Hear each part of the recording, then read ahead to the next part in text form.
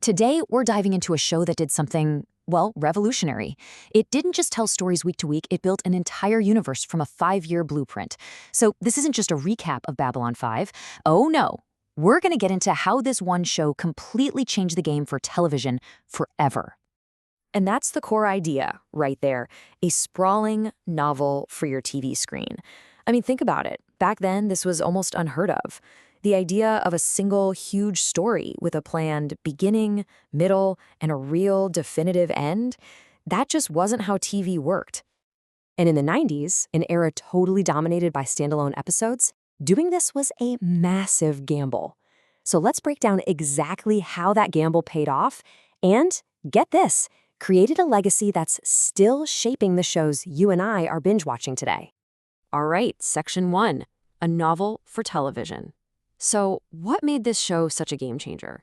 Well, it all kicks off with its structure and how it completely threw out the rulebook for how TV was supposed to be made. You gotta remember, this was the standard for TV back in the day. You could literally miss a whole month of episodes, tune back in, and you'd be totally fine. Nothing important would have changed. You know the drill, a character faces some huge crisis, and by the time the credits roll, everything's back to normal. It was safe, it was predictable, and it was exactly what Babylon 5 was built to tear down. And here's the difference in a nutshell. On one side, you've got that classic reset button TV, right? Nothing that happens really sticks. But on the other side, you have the video novel. This is where things get interesting. It's a long-form story arc where every single choice, every little event has real weight that sends ripples through the entire series.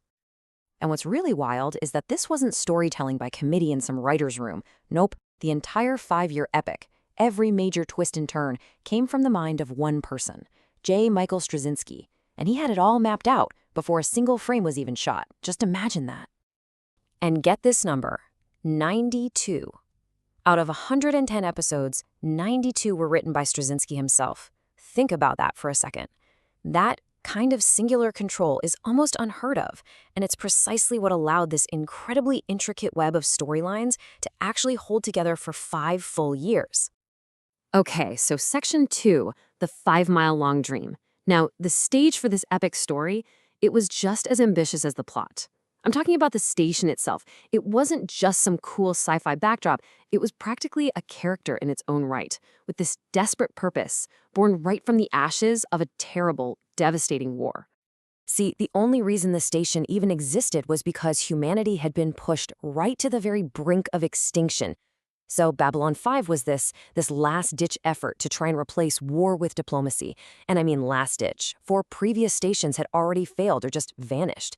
This was it, humanity's final shot. But you know, trying to create peace is a tough gig, especially when your guest list has centuries, literally centuries of historical baggage. You had these grand, declining empires clinging to their past glory, fiercely independent former slaves, these super secretive ancient races, and then humanity itself, totally divided. So, the station? Yeah, it pretty quickly went from being a sanctuary to a full-on galactic pressure cooker. So now, Section 3, Architects of Destiny.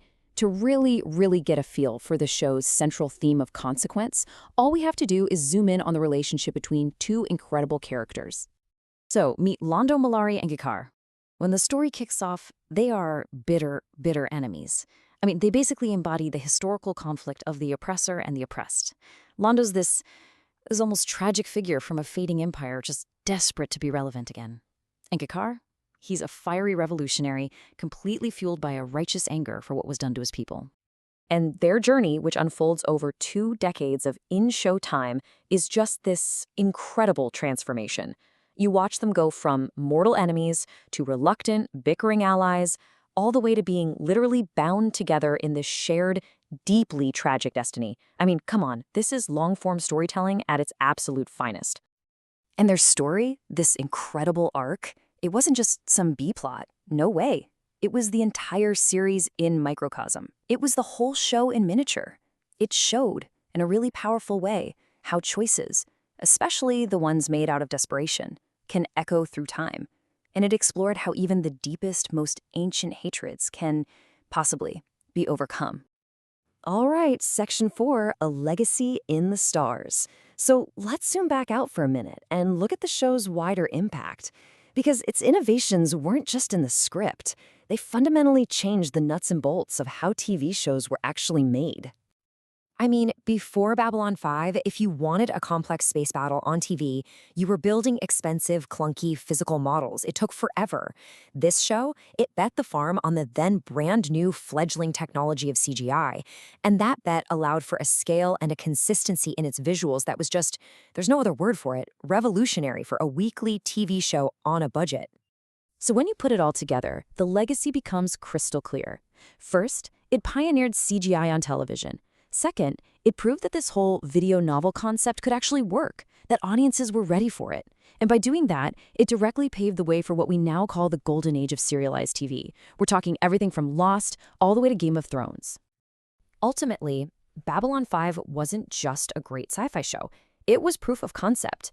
It was the show that demonstrated to the entire industry that viewers were ready for complexity, that we were ready for characters who really evolved and changed over time, and that we were hungry for stories that didn't just entertain us for an hour, but truly unfolded. Which really leaves us with this one big question, doesn't it? What makes a story truly timeless? Is it the groundbreaking special effects? Is it a super complex plot with lots of twists? Or is it something else? Is it, like Babylon 5 seems to suggest, the courage to tell a deeply human story about consequence and change, even when that story happens to be set among the stars?